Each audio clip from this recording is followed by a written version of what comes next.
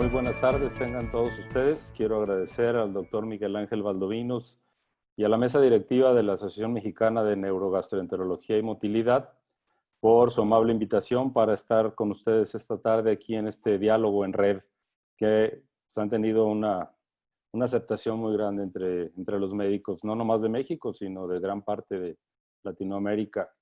Y vamos a hacer una breve bosquejo de cómo estudiar al paciente con náusea y vómito, cómo abordarlo clínicamente. Y para esto vamos a imaginarnos que llega a nuestro consultorio una paciente y nos dice, mire doctor, tengo náusea y vómito.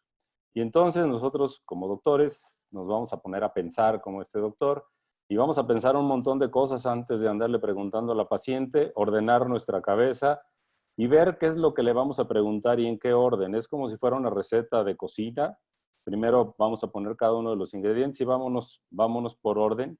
Y lo primero que tenemos que hacer es una historia clínica muy cuidadosa. Estos pacientes requieren de una acuciosidad diagnóstica en ocasiones muy importante, darles mucho tiempo para la historia y para saber cuál es la causa de sus síntomas. Lo primero que tenemos que hacer es, si lo que el paciente dice que es náusea o vómito, es lo que nosotros entendemos por náusea o vómito. Entonces es conveniente preguntarle a la paciente, ¿qué entiende usted por náusea? ¿Qué entiende usted por vómito? O por arqueo, regurgitación, rumiación, que serían síntomas que entran dentro del diagnóstico diferencial de estos otros dos. Y estas son las definiciones de cada uno de estos síntomas que sí tienen diferencias uno y otro.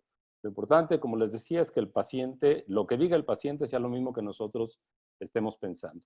Como segundo punto de la historia clínica es preguntar la cronicidad de los síntomas, puesto que los náusea y vómitos agudos pueden ser causados por una condición médica transitoria, como una gastroenteritis viral, que es lo más frecuente, pero un paciente con un infarto agudo al miocardio o por un traumatismo musculoesquelético puede presentar vómitos, o por un efecto adverso de ciertos medicamentos también se puede presentar náusea y vómitos en forma transitoria. Nosotros decimos que la náusea y el vómito son crónicos cuando tienen más de 4 semanas de evolución, aunque en Roma 4 estos trastornos de la interacción cerebro-intestino que muestro en la diapositiva, menciona Roma 4 que deben de estar presentes cuando menos en los últimos 6 meses y activos en los últimos 3 meses.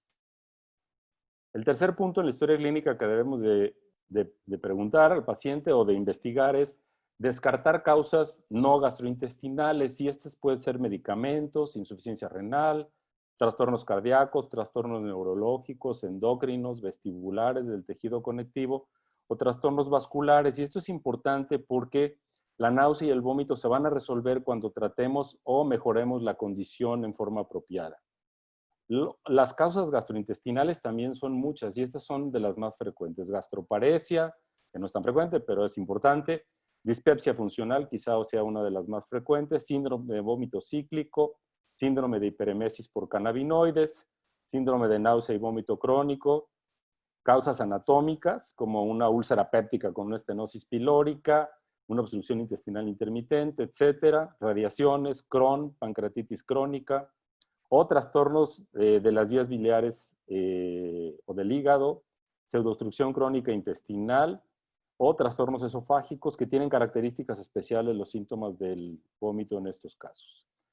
Como siguiente punto hay que caracterizar los síntomas y un ejemplo es el vómito. Por ejemplo, si el paciente regurgita comida sin digerir, probablemente sea por algún trastorno esofágico.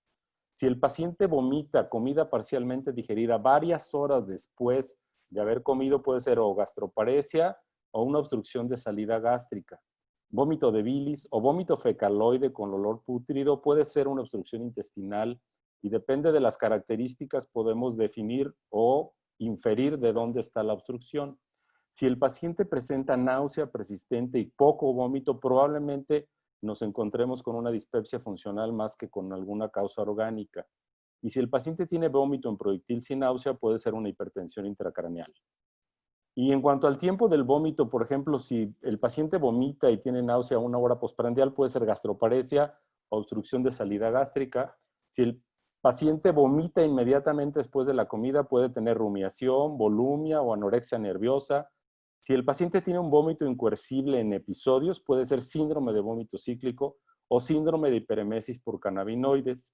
Y si el paciente vomita aún antes de desayunar, en cuanto se despierta, hay que pensar en embarazo si es mujer joven, uremia, alcohol o una hipertensión intracraneal. Como quinto punto de la historia clínica hay que investigar síntomas asociados. Por ejemplo, si el paciente tiene saciedad temprana, llenura postprandial, inflamación, puede ser gastroparesia o puede ser una dispepsia funcional. Si el paciente tiene dolor abdominal, hay que investigar si es biliar, pancreático o gástrico también. O si el dolor es un dolor cólico intenso, prominente y que mejora con el vómito, puede deberse a una obstrucción intestinal. Si el paciente tiene pérdida de peso, hay que buscar neoplasias, gastroparesias o una obstrucción de la salida gástrica. Y también hay que preguntar en forma importante datos del sistema nervioso central. En cuanto a la exploración física, tenemos que tener una actitud pues como la de este señor. O sea, vamos con todo y vamos a explorar un montón de cosas. ¿Y para qué nos sirve la exploración? Nos va a ayudar a conocer la etiología de la náusea y el vómito y va a evaluar también las consecuencias clínicas de la náusea y del vómito crónico, que desequilibrios hidroelectrolíticos, deshidratación, desnutrición, etcétera. Y estas son las cosas que tenemos que buscar principalmente a la exploración física que nos ayuden tanto a dar con la etiología como en ver qué tan mal está el paciente. Y luego nos vamos a los paraclínicos y esto nos van a ayudar, pues claro, a identificar una posible causa, también igual que la exploración física, y a evaluar las consecuencias también de la náusea y del vómito, igual que la exploración física. Y vamos a dividir los paraclínicos en dos. Uno, los exámenes básicos, que serían una biometría hemática, una química sanguínea, pruebas hepáticas, electrolitos, una TSH, y en algunos casos especiales, pues quizá una prueba de embarazo, niveles séricos de opiáceos, cannabis, digoxina o teofilina. Y la segunda parte de los paraclínicos serían pruebas diagnósticas, pruebas que nos ayuden a investigar cuál es la causa de los síntomas. Y estos son los que más usamos, una placa simple de abdomen que nos puede diagnosticar una obstrucción intestinal, esófago gastroduodenoscopía para descartar problemas anatómicos a nivel de esófago, estómago y duodeno, manometrías esofágicas, estudios radiológicos de contraste, cada vez los hacemos menos, pero en algunos casos son muy útiles. El ultrasonido abdominal, si estamos pensando en algún problema pancreatobiliar, igual una TAC abdominal. Y como último punto, podemos hacer pruebas de función motora gástrica. Y lo que normalmente hacemos en la clínica puede ser el gamagrama gástrico, pero también la cápsula inalámbrica nos puede diagnosticar problemas motores o hacer una prueba de aliento. Ya hacer una manometría antoduodenal, el endoflip, la electrogastrografía, y el barostato gástrico los hacen solo en hospitales de concentración y para cuestiones de investigación.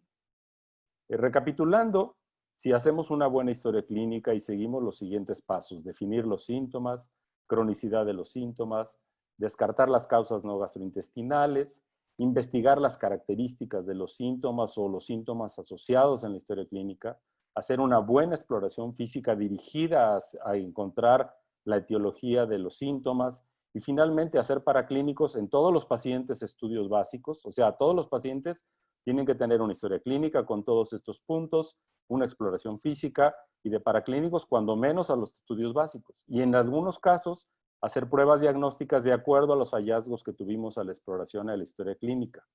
Y con esto vamos a tener asegurado casi el 100% el tener un diagnóstico en estos casos. Pero a veces no se puede. Y el único que puede hacer siempre diagnósticos es este señor. Pero le tenemos una mala noticia, ella tiene competencia. Muchas gracias por su atención. Nos vemos en las preguntas y respuestas.